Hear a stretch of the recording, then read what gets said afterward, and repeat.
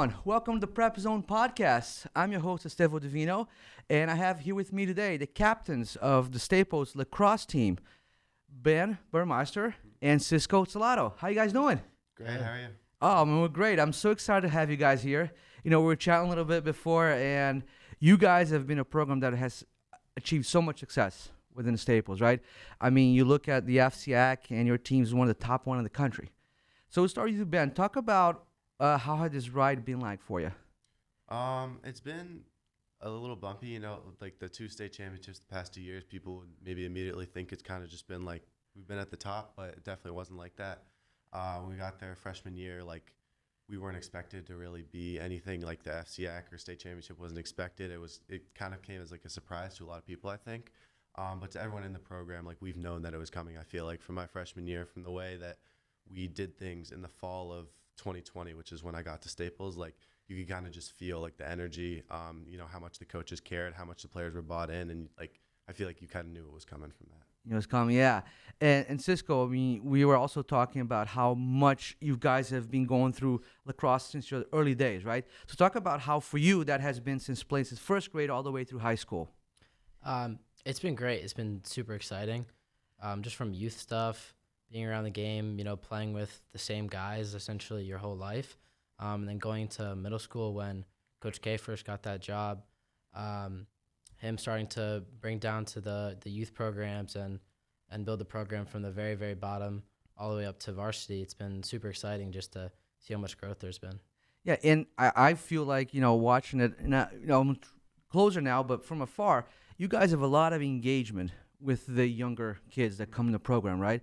So Ben, what do you guys do to kind of boost that up and make sure the future is set up for the program? For sure. I think the coaches do a really good job of kind of fostering that excitement from the younger kids, but I think a lot of it comes from like in the off season, the fall, winter, Coach K, Coach Anderson, Coach Maddie, everyone's trying to get all the varsity guys like after a lift, after a practice to go help out with the clinics and make the relationships with the younger kids. So like they know like, oh, that's Coach Ben or that's Coach Cisco, and like they know our personalities. They've been around us, so they want to come support us when it comes to be like our time to shine in the spring. They want to, like, since we have kind of given back to them throughout the whole year, like they're more likely to come support us now. For sure, because I remember when, I've been involved in soccer a lot, but, when the high school kids would come and hang out with the younger kids, it means a lot to them. Yeah. It really does. And what does it do for you guys? I mean, Cisco, what's your experience out been like with the young kids? It's been great. At first, to be honest, it was a little silly because you kind of just see each other as, high school peers. But once you realize that the impact you have on the program and the little kids' lives, it's super touching, and it makes everything so much more meaningful. And it's just great to, give back because the coaches, the players before us have all put in so much effort and so much work to the program. It's just great to continue that going and knowing that we're going to leave the program in a good place. So let's talk about, shifting to this season. And I know that sometimes it can be even harder to stay on top, right? Because you guys have had so much success and people are always looking at you as the one to look for. But before the season, I've been following guys on social media, and I heard that you guys had a talk with Dan Orlovsky about, the mentality of going to the season. So, man, can you expand on that a little bit, what that was like to someone who didn't see that? Yeah, so Dan Orlovsky came a couple weeks ago. It was after Friday practice and talked to us, answered questions, kind of anything we wanted for about an hour. It was an amazing experience, to hear from someone who's been at the top of their game for so long, made it to, their absolute peak of their field. Yeah. So he said to us, coming into this year, having the two state championships behind us, it's easy to have the mentality of being the hunted. People are coming after us now. We're the one. We're going to get everyone's best shot. We're circled on their calendars. So we don't really want to be like that. We don't want to feel like that. We have to kind of look at it as we're a new team this year. We're still hunting the state championship. We're not, those past two, victories, those wins, that's not us. We're still hunting, and we want to give everyone our best shot because we're still trying to climb up to the top. We don't really want to be complacent, saying we've been here before, like it's ours to win again, because it's not. Everyone's coming for it. Everyone's going to be, we have a lot of good competition this year, so we want to have that same mentality of, being hungry, wanting more, being the hunters. Yeah, and for sure. And Cisco, when Coach K came here, it was interesting. He said one of his goals was to win the FCAC because you guys haven't done that, but you won 2 state championships. Is that something that's on your mind as well? Yes, Definitely. Everyone in the program, captains, coaches, we're all really looking forward to getting another shot at the FCAC, and it's all or nothing this year for us. We want state and FCAC win as many games as possible, but that's kind of the last chip on our shoulder in terms of wins wise is the FCAC championship. That's the one we're really going for. Yeah, because I mean, it seems like it's almost like reverse, right? Because sometimes you win the FSAC like on the state, but and from the players' perspective, what's your biggest competition this year? Like other teams. Yeah, the teams. Yeah. What teams like? And I know that you guys hate to look ahead, right? But obviously, you've looked at some teams that are going to give you more of a game. Mm-hmm. But in the conference FCAC, who is going to be your most competition this year? I think last year, especially offensively, we struggled against New Canaan. Their defense, they kind of had us figured out. They had, I feel like, a really good game plan for us last year. We were held to, we won the first game, but we only scored 4 goals. And I don't remember the score of the FCX semifinal where we lost to them, but definitely we didn't score as much as we should have. So I won't, it'd be nice to get another shot at them, try to put a couple more points on the board. And then also what immediately comes to mind, obviously, Darien. They're always good at lacrosse. Being good at lacrosse is what they're known for. And, we've had gotten them the past couple of years, but, we know that they always bring they have great players, definitely a great offense this year, returning at least a couple defenders as well. So we'll know they'll be good again. They'll be a good fight. Yeah, and Cisco, I know that you talked about Darien. I think you guys were just there. We were recording on Sunday. You guys were there yesterday for a preseason meeting. How did that go? And for your team, and what was it? Was it what we expected? What was it like? It was great. Anytime we're on the field with the whole team is always a blast. And it was great to see some of the younger guys, some of the guys fighting for roles this year get their opportunities. And a preseason game where you have that liberty of, moving kids around, seeing different positions. But overall, it was a blast. Team did good. We look in real good shape this year, I think. In past years, we've kind of turned it up right at the beginning of the season. But this year, our preseason was great, trials were great, and these scrimmages so far have been great. So it gives us a lot of confidence and gives us a very clear idea on what we need to build on going into the year. Yeah, and you talked about, fighting for spots, right? So, Ben, how do you see the team this year? And I know you said, listen, it's a different team than last year to this year, but what do you see are your strengths, your weaknesses, and things you need to work on, for lack of a better word? Mm-hmm. It's hard to say what a strength and a weakness is, but I think we know that we can bet on the guys that played big roles last year and are returning. So our midfield, at least our top couple of guys, everyone's returning. We kind of know what we're getting from those guys, as well as two of our starting attackmen, Charlie Unknown and Adam Udell, both played pretty big roles last year. We know what we're getting from them. And then a big part of our defense, saying that, I just named most of our attackmen, all of our middies, basically our whole defense. We're our goalie as well, face-off guys. We're returning almost everybody. So I'd say we have a ton of strengths. We only have a couple spots to fill, and I wouldn't even call those weaknesses. Those guys, those younger guys that are coming up and filling roles, I'm super confident, in their abilities. We've seen what they can do in the scrimmages the past couple of days. So, I wouldn't call them weaknesses, but there are, I'd say, 2 or 3 spots around the field that are going to be filled by younger guys that haven't really had those roles before. But, yeah, I'm super confident all around. I wouldn't really say we have weaknesses anywhere. And how do you guys, Cisco, hold these guys? And I don't know, hold accountable is probably the right word, but how do you bring them to the level that you guys feel as captains they need to be so you guys win? Is there anything different you do? And, is it off the field? Is it on the field? How do you as a captain do that? It's a whole team effort, really, not just captains. We have leaders all over the board, seniors, upperclassmen, people who've played. Anyone who's kind of been through it, they know that we take a bring guys along approach. Say you're going on the field, you need to work on something. You're always looking for people to go with you, work with you. And it's always about just giving them little bits of information, little things here and there that, this is how we do things. This is what works. This is what doesn't work.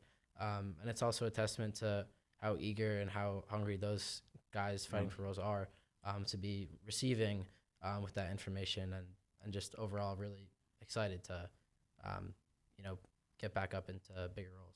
Yeah, and I think you probably won't say it, but I'll say it. I think because you guys have won so much makes them, they probably listen to you a lot more. Yeah, because, you've proven that your system, your thing works, right? Now, and I'll ask you both this question. We'll start with Ben. what is the best advice you've been given? I mean, listen, you're playing Division One lacrosse last year. So when you think about it, what's the best advice you've been given for your lacrosse game?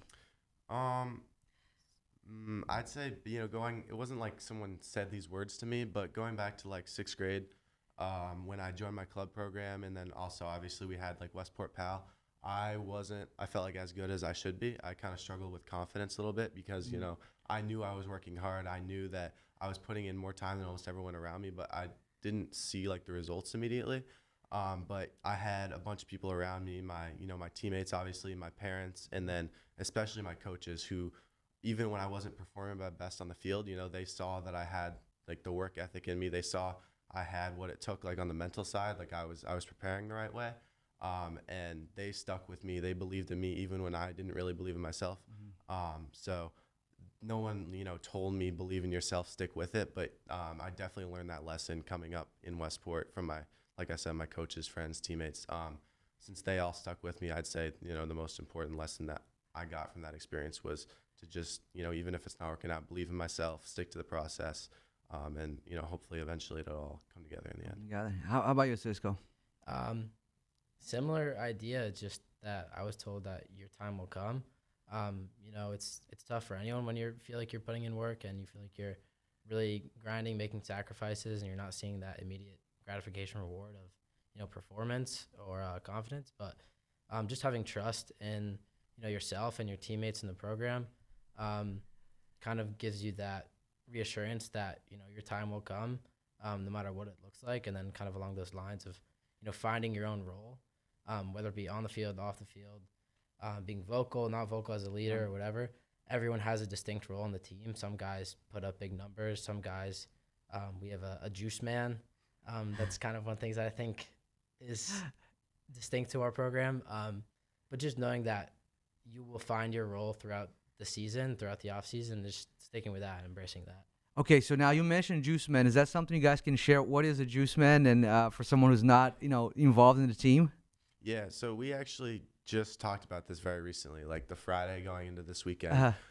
We said we didn't have quite as much energy as we wanted. In the past couple of years, we always have a guy who, no matter if it's like a Wednesday practice in the middle of the season when it can get a little dull, or if it's like before the state championship, they always bring energy. They always have the hype, and everyone else can kind of like build off them, and it makes practice or a meeting, like whatever it is, if you have that juice guy who always has the energy, it's contagious. Everyone builds off of it, and it makes no matter what it is, no matter what time of year, it makes it, whatever, it makes it a fun place to be. It makes it, practice is fun, the meetings are fun, just being in the locker room is fun because the energy is so high.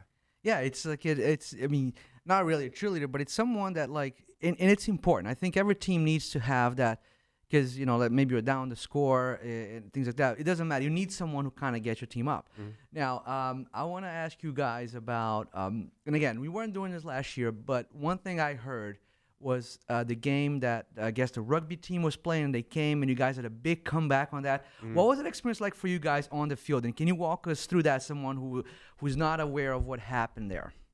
Yeah, so that was the Darien game last April, and I forget what the score was, but we were down considerable amount at the end of the first quarter. Like they went on a huge run, and we started to make a comeback, towards like going into halftime. And then once we got back from halftime, I didn't realize what happened being on the field. I didn't know it was the rugby kids who came over, but there was definitely so much more energy. It was, whenever we'd score, like it felt like this bleachers were just like erupt. Like the energy there was contagious, and people on the sideline felt it. Our sideline got excited, and it really ignited the comeback. It helped like fuel it, and energy. And we have coaches who say like it's a game of runs, and we just want the runs to be, on our side, and we want to minimize the other team's runs. But when we have the whole, it feels like the whole stadium behind us, like fueling our run with that energy coming from the crowd.